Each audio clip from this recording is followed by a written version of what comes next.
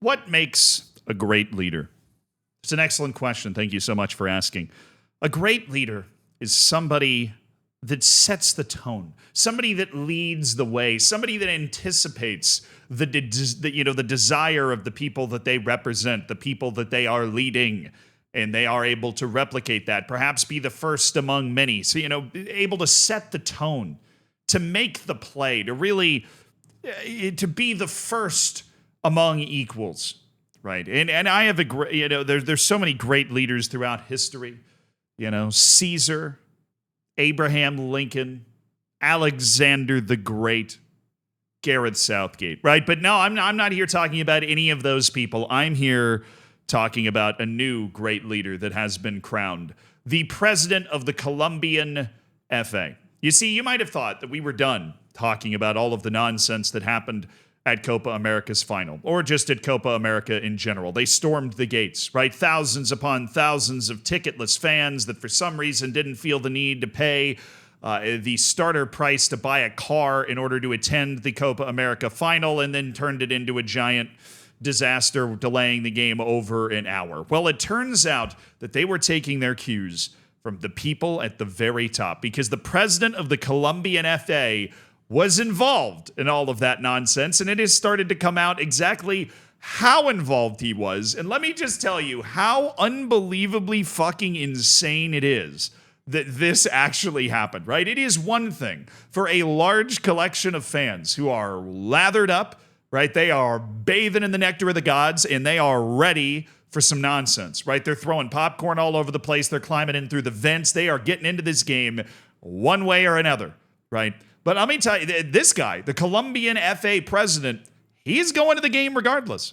There's no way that this guy's not going to the game, which means you got to take it to a whole other level, right, to be bringing violence. And I'm going to be honest, I watched a lot of those videos, and there wasn't a lot of violence from the fans to the security staff. It was more like a game of hide and seek, a bunch of 5-year-olds in the backyard trying to figure out who was the best at tag. That was essentially what the fans that were breaking into the stadium were trying to do. There wasn't a lot of fisticuffs with the actual security guards. And that's maybe where the Colombian president the Colombian FA president, don't want to get in any political trouble here. The Colombian FA president might have gotten himself in trouble trying to set the tone and going perhaps a little too far, because as the AP is reporting, among 27 arrests in the chaos at the Copa America final, the president of Colombia's federation is one of those people, which is crazy. I mean, we're talking about the president of the Colombian FA is now he's been arrested for the being a part of all of this nonsense. But there is video that we're going to get to, because of course there is. But first, let's get to the brass tacks. Let's get to the facts. The guy's name is Ramon Hasarun,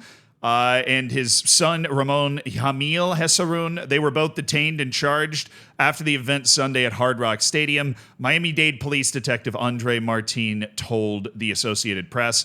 Both men are facing 3 counts. Counts of felony battery on an official after being accused of fighting multiple stadium guards. Multiple. Why? What are you doing? I don't even understand how it's possible. He's 71, by the way.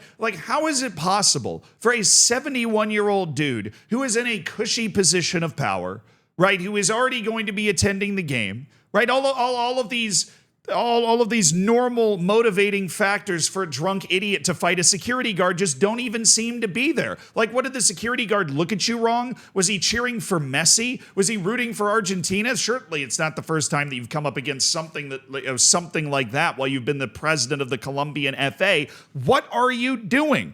The arrest record said both men tried to go onto the field. I have the answer to that question, by the way.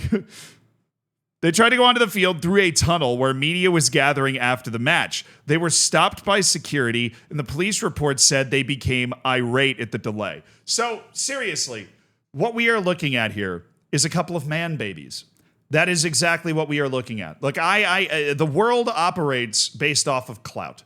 And you are either a big deal or you are not a big deal. And if you believe you are a big deal and you are treated not like a big deal, right, like just some other run-of-the-mill, how dare somebody treat you like just some other run-of-the-mill person, then, I mean, in my line of work, in YouTube and Twitch, in this guy's line of work, and everywhere else, in any line of work that you could ever, work in, there are these types of people where if they feel like they are not afforded the amount of deference and respect that they deserve, they just start lashing out like some 2-year-old whose Buzz Lightyear you just stole. And that is apparently what just happened. Can you blame this security guard for a second? Can you blame him for a second? I mean, there's like 10,000 people in this stadium that aren't even supposed to be there. The game was delayed by over an hour. I'm sure those earcom things that all the security guards are on are just absolutely alive with, don't let anybody go anywhere, make sure nothing terrible happens.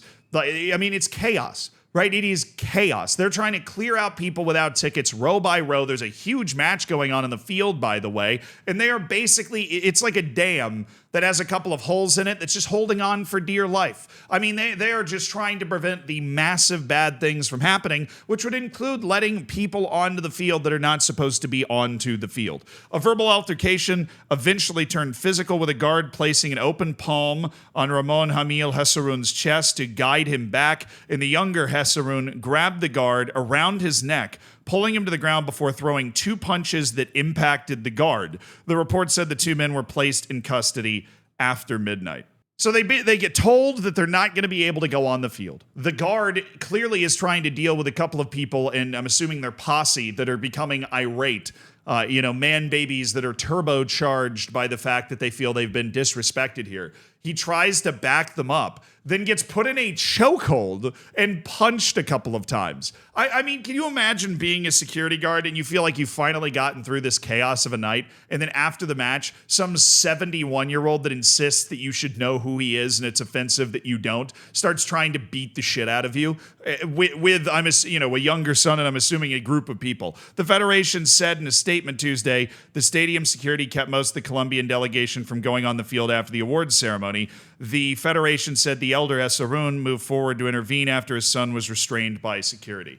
That doesn't do anything. That does not do anything for me at all. I mean, all they're saying is that, like, the way that's worded in this AP story just makes it sound like the Colombian Federation's like, well, they tried to go on the field, and you know what happens when you don't let Mr. Hesarun on the field. You and I both know what happens. You're getting the smackdown, rear naked choke.